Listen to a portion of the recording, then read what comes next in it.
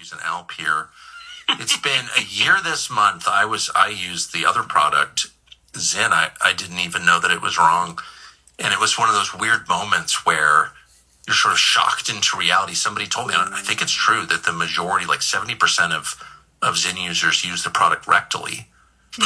And that can't be. So he told me that. And I was like, I believe are you serious? And he's like, yes, you should try it. And I was like, I don't know what this is, but I'm out. Yeah. So we started this, which I think is a really good alternative. That's good. I agree. Because it's got to be at least less than 10% of users. And no, I think it's 0%. We actually don't allow it. Yeah, we don't allow it. That's really good. No, but this actually ties in.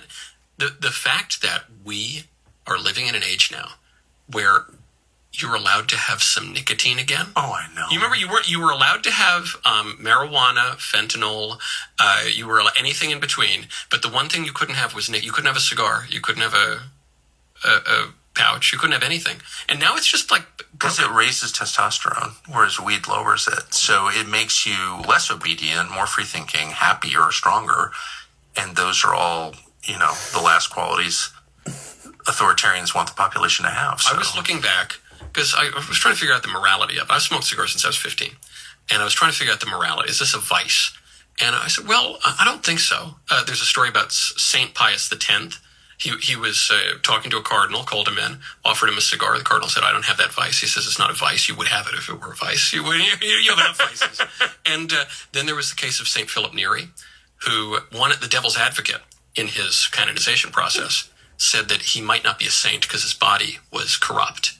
Because part of his nose had worn away. I said, no. It wasn't corrupted after he died.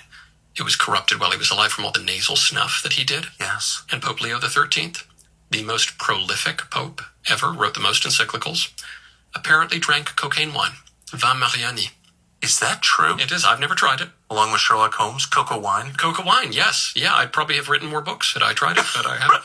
It's funny. Somebody told me a really interesting story recently about the number of cardinals, current Catholic cardinals who smoke cigarettes. Yeah. And I just love that. I'm not Catholic, but I have always loved cigarette smoking. I know you're not supposed to say that. I know it's bad. I killed a close relative of mine. I am aware of the health effects. But I just thought, I don't know, there's something about that. And because it's Benedict XVI loved to smoke cigarettes, and he would have one or two a day. Wow. When was he Pope? He was the Pope before Francis. So he was Pope. Benedict, the one we just had. Yeah, the German Pope. Yes. He would smoke a couple cigarettes a day. And I thought, this is something beautiful. This is another thing that's come back since our cultural revolution. Wait, is that widely known? I don't know. I'm sure they've tried to suppress that. They probably want to make him into like a kombucha drinking, hemp smoking person. Yeah. But no, he liked Marlboro Reds. And Good for him. And he would smoke them. This is the chief political virtue. He would smoke them in moderation and with prudence. And this is the thing. We live in this crazy schizophrenic age where you have to be all one thing or all the exact opposite. Exactly. What does Aristotle tell us? Virtue is that mean, right between the two extremes. You can have a Marlboro Red every once in a while. Boy, if I could do that, I would still be doing it. I have a friend who's over 80 who smoked 2 Marlboro Lights, which men should not be smoking those, but whatever, the white ones, every day his whole life. I think it was after Obergefell they let men smoke Marlboro Lights. It was a little red part of the decision. I was out by then. So speaking of gender bending, what do you make? Most people think life insurance is only for those with a spouse or children, but that's not true. With living benefits, life insurance can provide direct protection. If you get sick or injured, this policy pays you cash, tax-free, to help with bills, recovery, or whatever you need. You don't need a wife, you don't need kids, you don't need heirs. This coverage is about you, your health, your security, and your future. Call me today at 910-447-6508. Did you know the only tool that pays you tax-free is life insurance? No stock, no 401k, no savings account, no real estate.